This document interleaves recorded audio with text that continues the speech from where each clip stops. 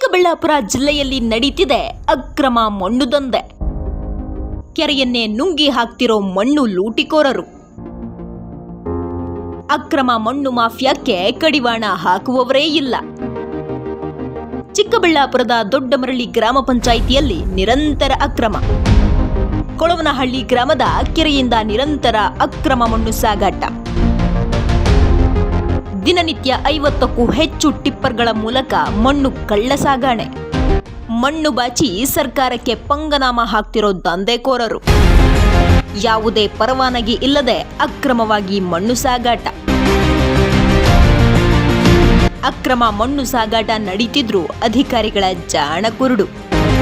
ಚಿಕ್ಕಬಳ್ಳಾಪುರ ಜಿಲ್ಲೆಯಲ್ಲಿ ಅಕ್ರಮಗಳಿಗೆ ಕಡಿವಾಣ ಹಾಕೋ ಅಧಿಕಾರಿಗಳೇ ಇಲ್ಲವಾಗಿದ್ದಾರೆ. ಪ್ರತಿನಿತ್ಯ ಕೋಟಿ ಕೋಟಿ ರೂಪಾಯಿ ಬೆಲೆ ಬಾಳುವ ಕೆರೆಯ ಮಣ್ಣು ಅಕ್ರಮವಾಗಿ ಸಾಗಿಸ್ತಿದ್ರು ಇಲ್ಲಿ ಕೇಳೋರೇ ಇಲ್ಲ.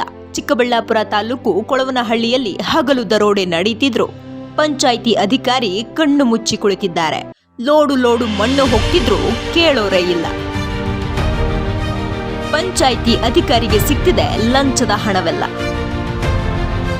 ಹೀಗೆ 1, 2, 3, 4 ಅಂತ ಸರ್ ಅಂತ ಟಿಪ್ಪರ್ ಗಾಡಿಗಳು ಹೋಗ್ತಿರೋದು ಚಿಕ್ಕಬಳ್ಳಾಪುರ ತಾಲೂಕು ದೊಡ್ಡಮರಳಿ ಗ್ರಾಮ ಪಂಚಾಯಿತಿ ವ್ಯಾಪ್ತಿಯ ಕೊಳವನಹಳ್ಳಿಯಲ್ಲಿ. ಗ್ರಾಮದ ಕೆರೆಯಲ್ಲಿ ಅಕ್ರಮವಾಗಿ ದಿನದ 24 ಗಂಟೆಯೂ ಮಣ್ಣು ಬಗೆದು ತೆಗೀತಿದ್ದಾರೆ ದಂಧೆಕೋರರು. ಆದ್ರೆ ಇಲ್ಲಿರುವ ಪಿಡಿಒ ಸಂದೀಪ್ ಕುಮಾರ್ ಮಾತ್ರ ಕಣ್ಣು ಮುಚ್ಚಿಕೊಳ್ತಿದ್ದಾರೆ.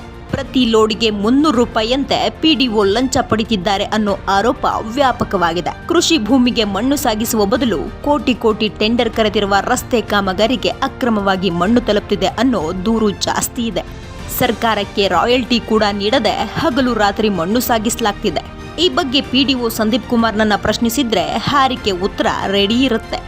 ಇದು ಆಯಾ ಪಂಚಾಯಿತಿ ಗ್ರಾಮ ಪಂಚಾಯಿತಿ ಅಭಿವೃದ್ಧಿ ಅಧಿಕಾರಿಗಳು ನಿರ್ಲಕ್ಷ್ಯ ಅಂತ ಹೇಳೋದಕ್ಕೆ ಇಷ್ಟಪಡ್ತೀವಿ. ಏನು ಕಾರಣ ಅಂತಂದರೆ, ಇವತ್ತು ಕೆರೆಗಳಲ್ಲಿ ಹೂಳೆತ್ತುವಂಥ ಕಾರ್ಯಕ್ರಮ ಇರೋದು ರೈತನ ಕೃಷಿ ಜಮೀನಿಗೆ ಸಂಬಂಧಪಟ್ಟಂತೆ ಕೃಷಿಗೆ ಚಟುವಟಿಕೆಗಳಿಗೆ ಮಣ್ಣನ್ನು ತೆಗಿಬೇಕು.